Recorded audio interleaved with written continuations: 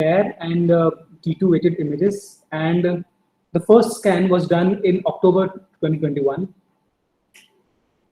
So if you see the first scan, this is the flare images. There is some degree of hydrocephalus. The temporal horns are opened up. So these are the early signs of communicating hydrocephalus. The frontal horns, the atrium is distended.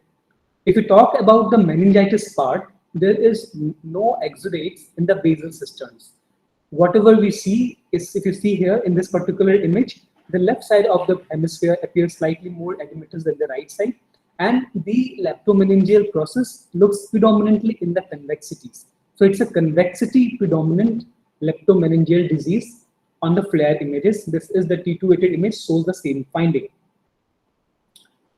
And this is again the October 2021 image where we see the post-contrast scan. There is no enhancement along the brainstem or along the basal cisterns. And you see predominant enhancement along the left hemisphere with some degree of nodularity as well. Patient again got a scan done in 2022, that is around 5 months after the first scan. So you just look at the cerebellar hemispheres in the first scan, October 2021, they were normal.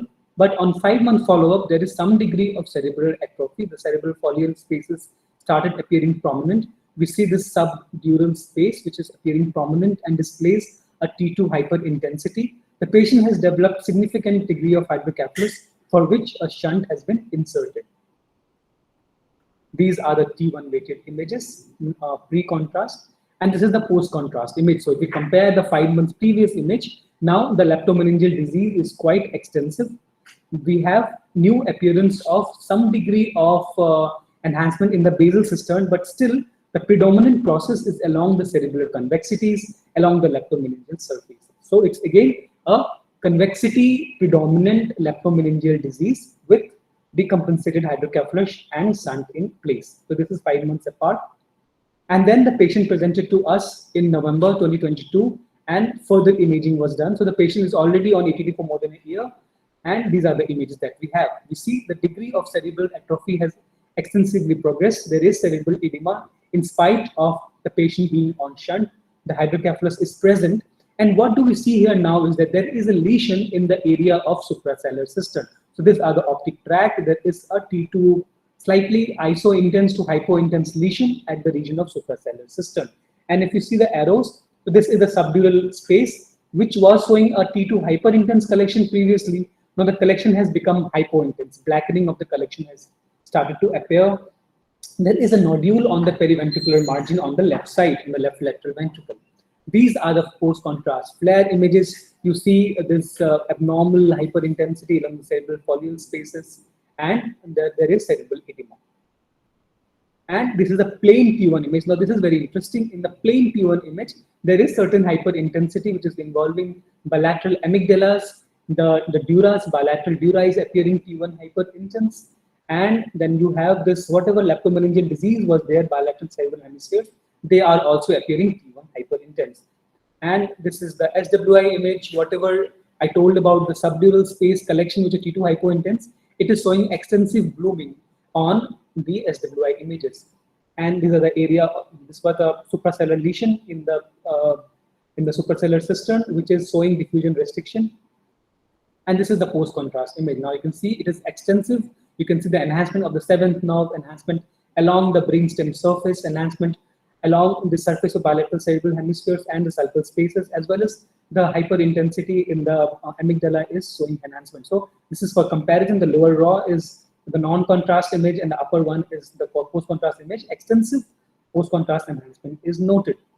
The spine was screened. Again, the spine, we have some subdural T2 hypointense lesions along the spinal spine, and these lesions on the surface of the spinal cord show extensive enhancement. So when we, to summarize the finding, what do we have?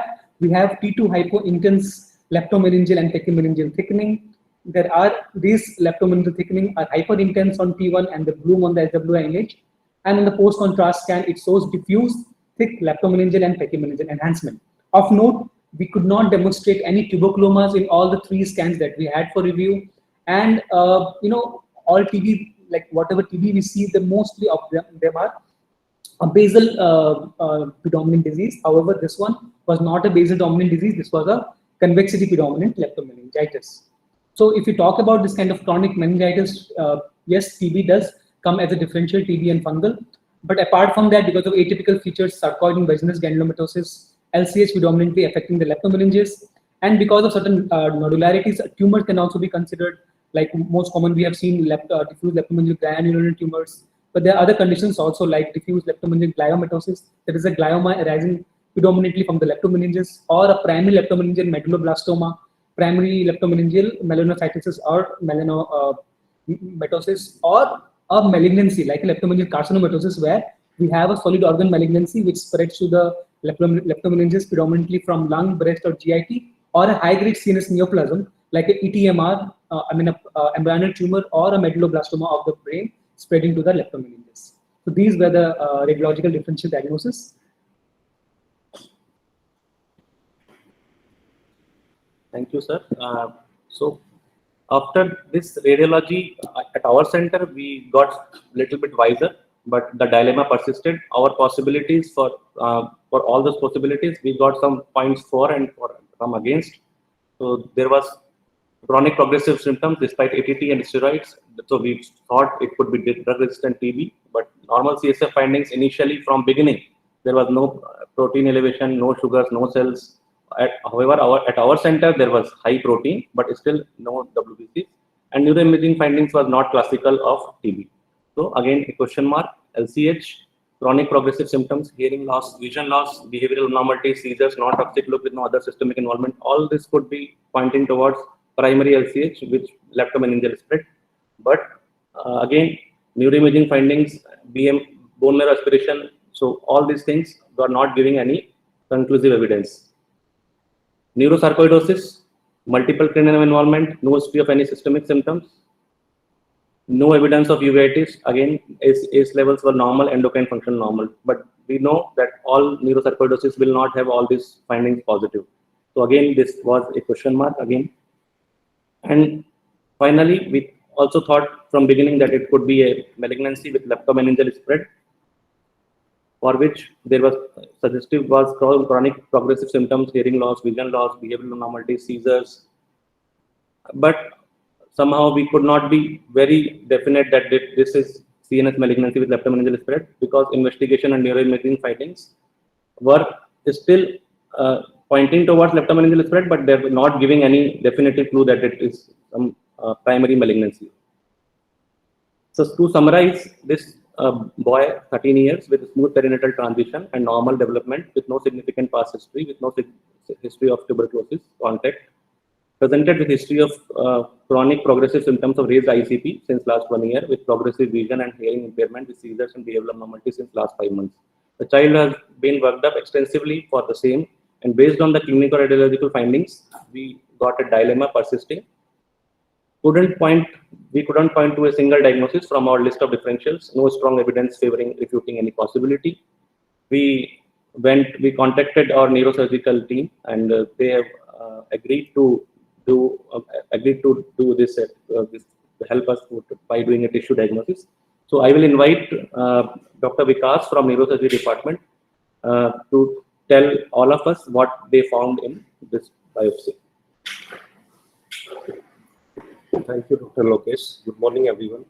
So, with these clinical radiological differential diagnosis, we proceeded with dural as well as ventricular lesion, supracellular lesion biopsy. So, there are various approaches to the third ventricle: subfrontal, anterior transcortical, anterior interhemispheric transcallosal, posterior interhemispheric transcallosal, or posterior transcortical, or occipital transtentorial, supracerebellar, infratentorial. If someone is planning to excise the lesion, our target was to biopsy the lesion, so we went with minimally invasive anterior transcortical transventricular biopsy of the lesion as well as dural biopsy. So in this procedure, what we do is we do pre-coronal Coker's point burr hole. Coker's point is 1 centimeter ahead to the coronal suture and mid-pupillary line. So to give the overview,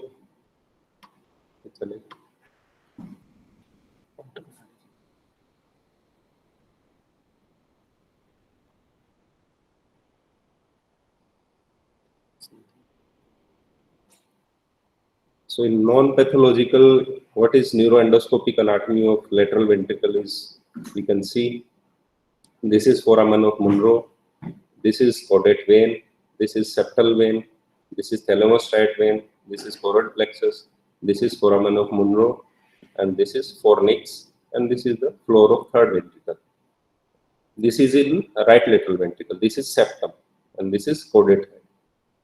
So this is normal ventricular anatomy with endoscopic view. You can see the ependymal wall, which is pink and whitish. So this is the surgical video of our case, in which after incising dura, what we found is there was blackish pigment deposition subdurally. So we biopsied the subdural pigmented lesion, and then we went ahead with endoscopy. So as you can see, there is lot of blackish pigment deposition seen in all ventricular wall, fornix as well as caudate head, and in the whole lateral ventricle and atria, temporal hole and frontal hole. And you can see there is lesion protruding through the foramen of Monro. So this is choroid plexus, this thalamus striate vein. These are all blackish pigment deposition. So this is the lesion which is protruding into the third ventricle. We can see from the foramen of Monro, and there is previous shunt we can see in the third ventricle. So we biopsied the lesion, and we could narrow down the differential diagnosis from inflammatory to neoplastic, some pigment producing lesion or tumor with repetitive hemorrhage. This was the biopsy of the tumor was done and hemostasis achieved. So then, for the final histopathological diagnosis, I would like to invite Dr. Divya to discuss pathological aspect of the case.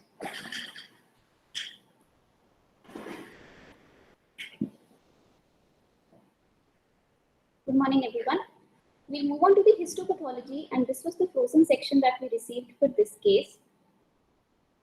You see that that it is a lesion which shows a high cellularity. These are all the cells, and they are dispersed singly with no significant connections between any two cells. If you look at an individual cell, you will see that if you look at the nuclei, they have some degree of pleomorphism. That is, no two nuclei are actually alike. They have a different shape and size. And if you look at any single nucleus, it has these prominent inclusion-like nucleoli present, which helped us again to confirm that we were indeed dealing with a tumor. These were the histopathology sections from the paraffin tissue, and we showed these tissue bits which were highly cellular. Some areas showed an apparent perivascular arrangement of cells. However, this was not an actual perivascular arrangement, because if you look away from the vessel, you see some necrotic tissue, as you can see here also. So when there is necrotic tissue sitting away from the apparent perivascular tumor cell arrangement, it indicates that it's actually a survival pattern. So the tumor cells derive their nutrients from the vessels, obviously, and the cells closest to the vessel tend to survive, while those away from it end up in necrosis, giving an apparent perivascular arrangement. However, it is not helpful in diagnosis of the tumor, but it may invite some differentials which may have a perivascular arrangement of cells. At some places, the cells were spindled. We could see what pigment the neurosurgeon saw on the imaging. And when you look at the tumor cells, they were again showing these prominent inclusion-like nucleoli with brisk mitotic activity, which could be seen at many places. So from the clinico-radiological differentials, we could definitely exclude TBM, pyogenic or fungal leptomeningitis, and sarcoidosis. And among the differentials that we were left were leptomeningeal carcinomatosis, diffuse leptomeningeal glioneuronal tumor, diffuse leptomeningeal gliomatosis, diffuse leptomeningeal melanocytosis or melanomatosis, and APRT. Coming to each of these, when we talk about leptomeningeal carcinomatosis, in this age group, we don't expect any other colonic or solid organ malignancies, but a definite possibility is of germ cell tumors. So this is what embryonic carcinoma looks like on histopathology. You see these discrete, separately lined cells, some showing some intercellular connections, prominent nucleoli, prominent vasculature and brisk mitosis. And this is what yolk sac tumor looks like, which can show you that apparent perivascular arrangement of cells. You see the Schiller dual bodies, The cytological description would kind of remain the same with prominent nucleoli and large cells. And for these germ cell tumors, we could look for SAL4 expression in these tumors. The second differential of diffuse leptomeningeal glioneuronal tumor could be excluded on morphology because glioneuronal tumors have these definite glial-looking cells which have these fibrillary processes, none of which were seen in our case, and you would see some neuronal appearing cells which would make it a glioneuronal tumor, but this was definitely not our morphology. Diffuse leptomeningeal gliomatosis. Being a glioma, these cells would show you some degree of atypia. If you are lucky enough to look at the infiltrative part of the tumor, you will find the native neurons entrapped and the tumor tissue infiltrating these areas. However, again, this was not morphologically our case and this could be excluded. When you look at diffuse leptomeningeal melanocytosis or melanomatosis, these are a spectrum of disorders, melanocytosis showing these discrete nodules hanging with the dura, and you may find pigment, you may not find pigment. In melanомatosis, you will find the same cells looking really bizarre with necrosis, hemorrhage, and you will find brisk mitosis. For these, the markers are HMB45 and melani, which are markers of melanocytic differentiation. The last TD was of an ATRT, that is atypical teratoid rhabdoid tumor. These cells also have similar morphology, and you can see some plasmacytoid or rhabdoid cells with the nucleus at one side and the cytoplasm sitting on the other side with prominent nucleoli. And for these tumors, loss of INI1 is characteristic.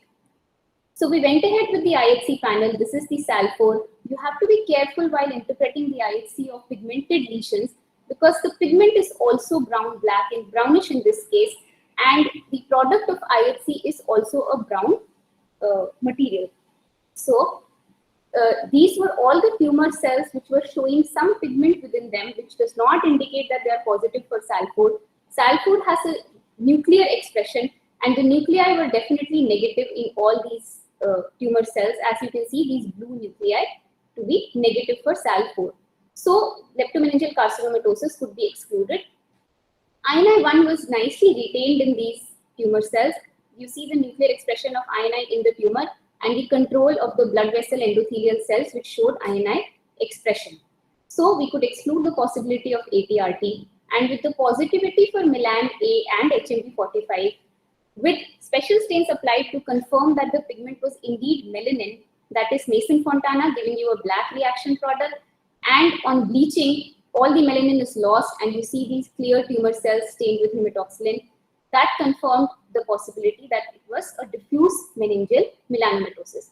Whenever we see this pigment, we also do staining for pearl stain because chronic bleeds can produce hemosiderin pigment, which can also look brownish on HND, and these on pearl stain would give a Prussian blue to green reaction product. That was negative in our case, and a diagnosis of diffuse meningeal melanomatosis was established. A few words about this entity. Usually, diffuse meningeal melanomatosis would show a diffuse or multifocal meningeal proliferation of melanoma cells, which have a tendency to go into the Burkow-Robin spaces. They have a predilection for temporal lobe, cerebellum, pons, medulla, and spinal cord, but in advanced cases, they can involve literally any part of the brain owing to the diffuse leptomeningeal spread. The neurological symptoms are commonly because of hydrocephalus, as was seen in our case, and local effects on the CNS parenchyma because of infiltrative disease can be noted in the form of seizures or behavioral abnormalities. It is because of these symptoms that these cases are often considered as TB in the first go, and most of the reported cases are actually treated as TB to begin with. These are rare tumors with a bimodal age distribution, and they can affect children as well as adults in the 4th decade. And they may have neurocutaneous lesions. Other cutaneous lesions, if present, would term the disease as metastatic. However, if no other cutaneous lesions are present, it would become a primary meningeal diffuse melanomatosis. For those of you who are wondering what are melanocytes doing primarily in the brain, when you think about melanin in the brain, you think of two things. One is your neuromelanin, the more commonly known one, which is present in the locus coeruleus and substantia nigra, and is implicated in the pathogenesis of Parkinson's disease. But the other melanin is present with melanocytes in the brain. So this is one of our autopsy sections from the cervical spinal cord. And if you look at the periphery, where your pile aspect is, if you look closely, you will see these black colored melanocytes sitting at the periphery, which are actually a normal component of the meninges in the brain, and these are the cells which are responsible for producing these tumors. For the further workup, I'll hand over to Dr. Lokesh. Our work is to know that it is primarily CNS or it is just spread from the systemic. So we went at PET scan and it showed that it is only present in the brain. It was showing nodular enhancing lesion along the sella and bilateral pericerebral region with brachymeningeal and leptomeningeal enhancement and diffuse left hemicerebral hypometabolism. No evidence of metabolic active disease elsewhere in the body surveyed. So we could be able to make a diagnosis in this case with multidisciplinary approach, so clinically, radiologically, neurosurgery, biopsy, histopathologically. So we have come to a conclusion for a diagnosis which is very rare, primary diffuse leptomeningeal melanoma-melanoma-matosis, and we went ahead with tumor board discussion if we could offer something to child. So just summarizing, primary diffuse meningeal melanoma-matosis, 15 cases reported worldwide. In children, it is very, very rare. So only 15 cases, and those are also case reports. They occur due to NRAS Q61K mutations in children, and other rare mutations are BRAF V600E. They carry a very poor prognosis, and whatever survival has been reported, it is till 20th, maximum is for 20 months, and our child survived after the diagnosis is for 4 months. So take home message from our presentation is that not all hydrocephalus and this meningeal disease is PBM, and whenever we are in doubt and there is no improvement, especially after giving proper treatment, we should go for tissue diagnosis. We want to acknowledge Department of Anesthesia, Department of Nuclear Medicine, and all the residents who were involved in the care of the child. Thank you. Any doubts or any questions, we are ready to answer.